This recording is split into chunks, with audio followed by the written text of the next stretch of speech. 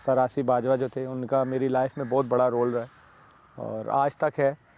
क्योंकि अगर शायद वो जितनी मेहनत उन्होंने मेरे पे की है, इतनी आई थिंक माँ बाप भी अपने बच्चे पे नहीं करते जितनी उन्होंने मेरे पे की है। क्योंकि सख्त थे वो, जिस बच्चे को मतलब वो लगता था ना कि इनको कि जिस बच्चे में कुछ है उस पे वो ज़रा एक्स्ट्रा ध्यान देते थे, सख्ती भी करते थे कि इधर उधर ना हो। तो मैं भाग भी जाता था घर, फिर हफ्ते बाद मुझे पकड़ के लाते थे कि ये कहीं नहीं जाएगा। अच्छा। तो उन्होंने पढ़ाया भी, अपने पास रखा, खिलाया और उसके बाद फिर वहीं से मैं पिंडी से अंडर 19 वगैरह खेला, डिस्ट्रिक्ट, फिर रीजन अंडर 19 खेला, अल्लाह ने टॉप करवाया। फिर इसी तरह प्रोसेस करते करते पाकिस्तान अंडर 19, जब पाकिस्तान अंडर 19 के लेवल पे आया, बहुत सारे लोगों को पता है कि मुझे, हम इंग्लैंड के टूर पे थे, मुझे 2 फ्रैक्चर हुए, बैक फ्रैक्चर L3 और L5, जिसकी वजह से मैं 1 साल जो है वो क्रिकेट से दूर रहा। अच्छा। और इसी NCA में मैं रिहैब किया और इसका क्रेडिट जाता है मूडी भाई को, मुदस्सर नज़र जो है।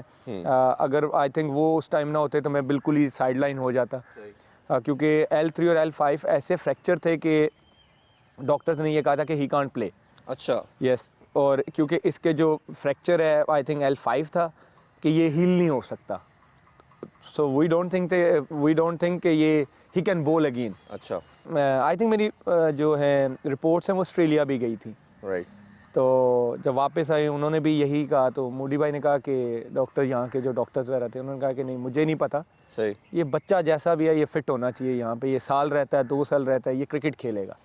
बाकी इसकी इनकम वगैरह का जो भी है वो मैं बोर्ड को बोलूँगा, इसको मंथली जो भी है इसके खर्चा वगैरह इसको मिलता रहे, कि इसको वो स्ट्रगल ना हो। और उस टाइम आपकी एज क्या थी? मैं आई थिंक था 13 साल का, 13-14 साल का।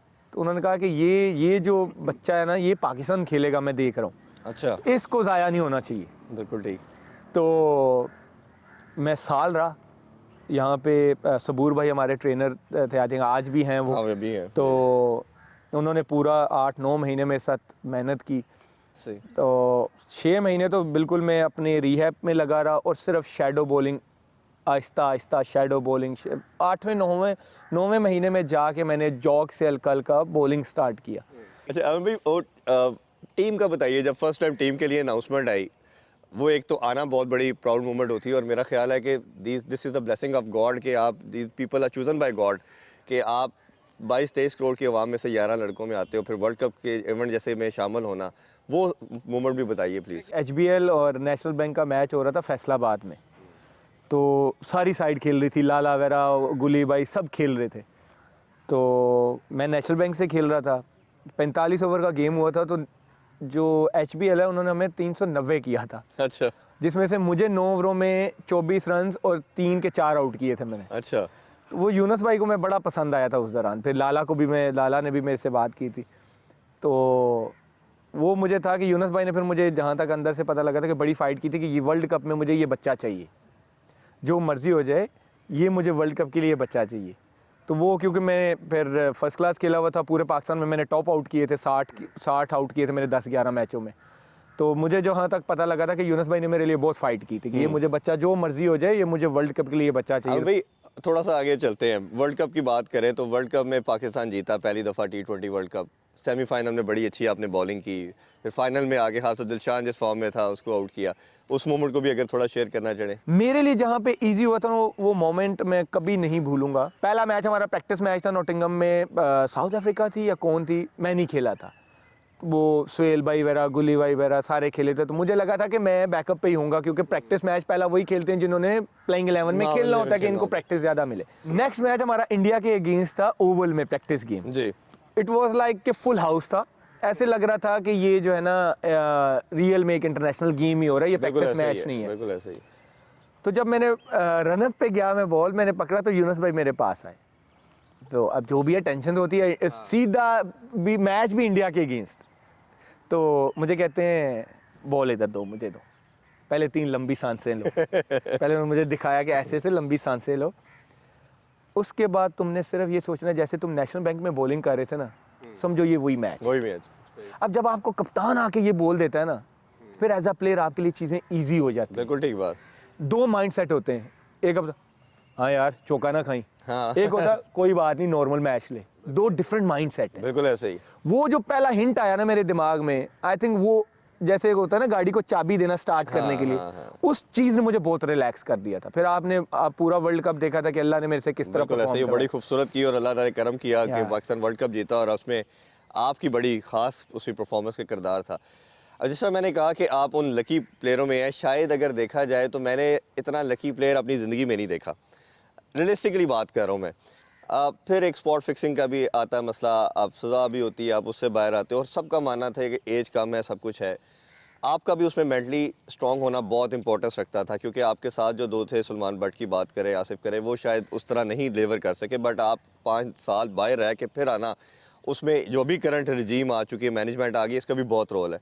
सेठी साहब की बात करें, उन्होंने आपको बहुत सपोर्ट किया, उस टाइम अफरीदी कैप्टन थे, उन्होंने भी आपको काफ़ी बैक किया।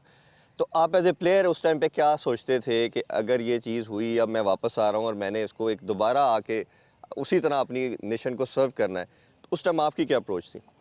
देखिए, जैसे आपने बोला ना कि सर्व करना है, वो मेरा यही था कि मैंने खेलना है, परफॉर्म करना है। जितना पाकिस्तान मैचेस जीतेगा उतना मेरे लिए भी अच्छा होगा, लोगों के लिए भी अच्छा होगा, पाकिस्तान टीम के लिए भी अच्छा और होगा। आप कहीं सोच रहे थे कि रिडम्पशन मैंने इस तरह ही करनी है, अगर कोई बिल्कुल ऐसी। पास में गलती हुई है तो मैंने आप उसको कवर भी इसी तरह ही करके देखिए, देना। आप इंसान क्या होता है?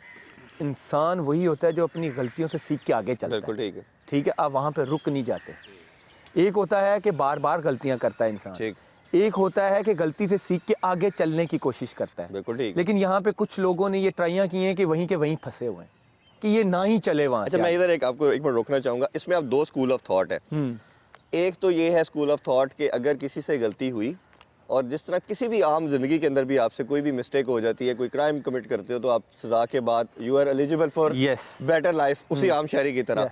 एक स्कूल ऑफ थॉट ये है, जो पिछली रजीम की बात करें, उनका भी है कि नहीं, सेकंड चांस ही नहीं देना चाहिए। तो आप किसको ज़्यादा सपोर्ट करते हैं? मैं बताता हूँ आपको, आप गलती करते हैं, उसकी सज़ा उसको नहीं मिल रही ना, फिर ये गलत है। ठीक है। ठीक है, आपको गलती की सज़ा मिल रही है ना, इट मीन्स कि इंसाफ हो रहा है। इंसाफ हो गया। ठीक है, बिल्कुल ठीक। आपने गलती की सज़ा काटी, आपको पूरी सज़ा मिली।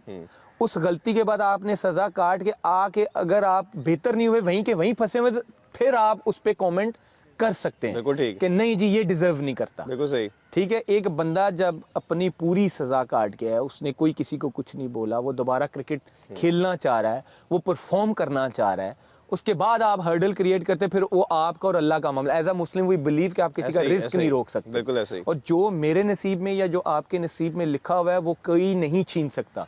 चाहे मेरे खिलाफ पूरा पाकिस्तान हो, चाहे मेरे साथ हो पूरा पाकिस्तान, जो मेरे नसीब में लिखा हुआ है, वो मेरे पास चल के आएगा। बिल्कुल ठीक है, सोच आपकी है, क्योंकि आप जैसा सोचते हो आपके साथ लाइफ में मोस्ट लाइकली वैसा ही होता है। ऐसे ही होता है। ठीक है, अगर आप किसी के लिए अच्छी सोच रखते हो ना, तो आप दूसरे का अच्छा सोच रहे, सबसे पहले आपके साथ अच्छा होता है।